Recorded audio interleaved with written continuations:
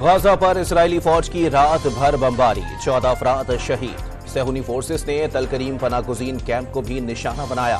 فلسطینی شہداء کی تعداد 10,000 سے زائد ہو گئی، 4,000 سے زائد بچے بھی شامل۔ اسپتال مریضوں سے بھر گئے۔ القدس اسپتال کے پاس صرف 48 گھنٹے کا ایندھن باقی رہ گیا۔ غزہ اور مصر کے درمیان رفح کراسنگ کے مریضوں کو اور غیر ملکیوں کے انخلاء کے لیے دوبارہ کھول دیا گیا۔ امریکی صدر جو بائیڈن کا اسرائیلی وزیر اعظم نیتن یاہو سے ٹیلی فونک رابطہ۔ دونوں رہنماؤں کے درمیان غزہ میں جنگ بندی کے امکان پر تبادلہ خیال۔ چین کی اقوام متحدہ کی قراردادوں کے مطابق آزاد فلسطینی ریاست کی حمایت، تنازع کے حل کے لیے بین الاقوامی برادری کے ساتھ مل کر کام کرنے کا اعلان۔ غزہ کی صورتحال پر اقوام متحدہ کی سیکیورٹی کونسل کا اجلاس ایک بار پھر بے نتیجہ ختم۔ باضابطہ قرارداد پیش نہ ہو سکی۔ متحدہ عرب امارات اور چین کا جنگ بندی کا مطالبہ۔ امریکہ کا انسانی ہمدردی کی بنیاد پر حملوں میں وقفے پر زور۔ بچوں کے قبرستان میں تبدیل ہونے لگا، روزانہ سینکڑوں بچے مرنے لگے۔ اقوام متحدہ نے پھر جنگ بندی کا مطالبہ کر دیا۔ سیکریٹری جنرل انٹونیو گوتریس نے رفح کراسنگ کے راستے کو غزہ میں امداد پہنچانے کے لیے ناکافی قرار دے دیا۔ غزہ میں دیگر امداد کے ساتھ ایندھن فراہم کرنے کا مطالبہ۔ اسرائیل پر غزہ میں جاری بربریت روکنے کے لیے عالمی دباؤ بڑھنے لگا۔ 18 عالمی تنظیموں کا جنگ بندی کا مشترکہ مطالبہ۔ جنوبی افریقہ نے اسرائیل سے سفیر واپس بلا لیا۔ عراقی وزیر اعظم بھی خطے میں جنگ بڑھنے سے روکنے کے لیے اسرائیلی حملے رکوانے کا مطالبہ۔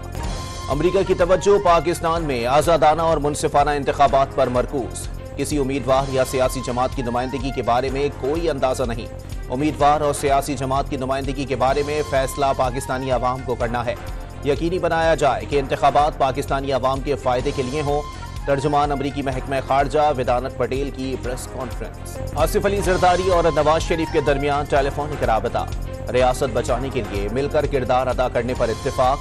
معاشی مشکلات اور عوام کو ریلیف فراہم کرنے پر بھی تبادلہ خیال۔ دونوں رہنماؤں نے ایک دوسرے کو ملاقات کی دعوت دے دی۔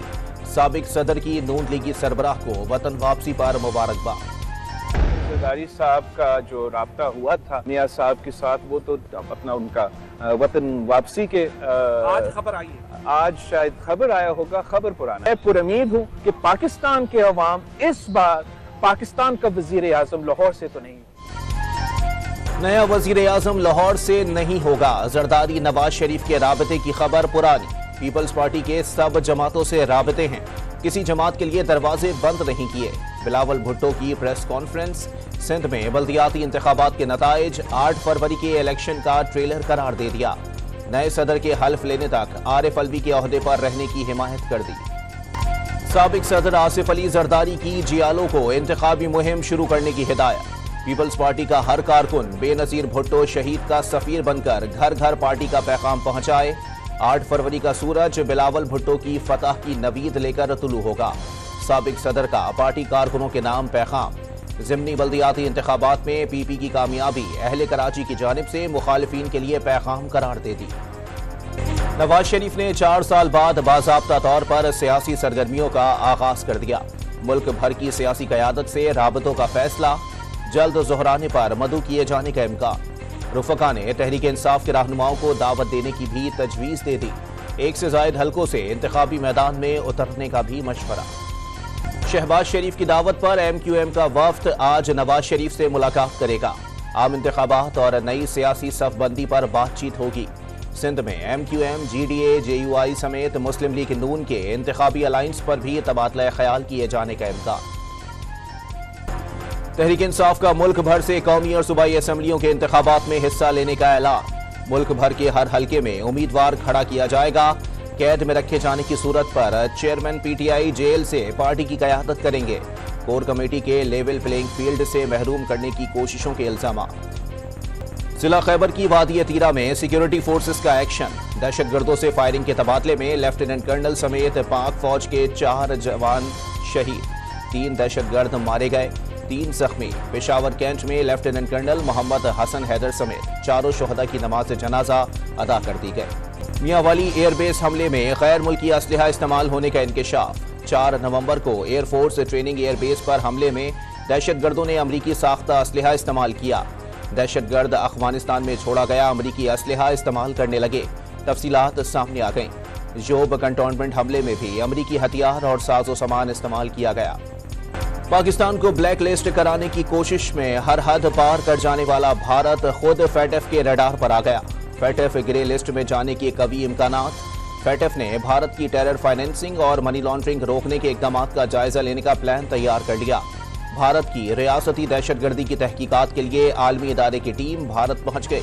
कनाडा में सिख रहनुमा का कत्ल और कतर में भारतीय बहरिया के 8 साबिक एहलकारों को सजाए मौत भारतीय दहशतगर्दी का बड़ा सबूत बन गई। मजीद 6,500 से जायद गैर कानूनी अफगान अपने वतन वापस लौट गए। मजमूई तादाद 1,88,000 से बढ़ गई। अफगान शहरियों की रजिस्ट्रेशन के लिए नादरा ने 22 मोबाइल वैन से लंडी कोतल पहुंचा दी। नादरा के 140 मुलाजमीन 24 घंटे जिम्मेदारियां अंजाम देने में मसरूफ। वर्ल्ड कप की सेमीफाइनल तक रसाई के लिए पाकिस्तान को इंग्लैंड के खिलाफ लाजमी फतह दरकार। शाहीन आज से तैयारियों का आगाज करेंगे। दोनों टीमें हफ्ते को एडन गार्डन के मैदान में आमने सामने होंगी। इंग्लैंड पहले ही मेगा इवेंट में टाइटल की दौड़ से बाहर हो गया।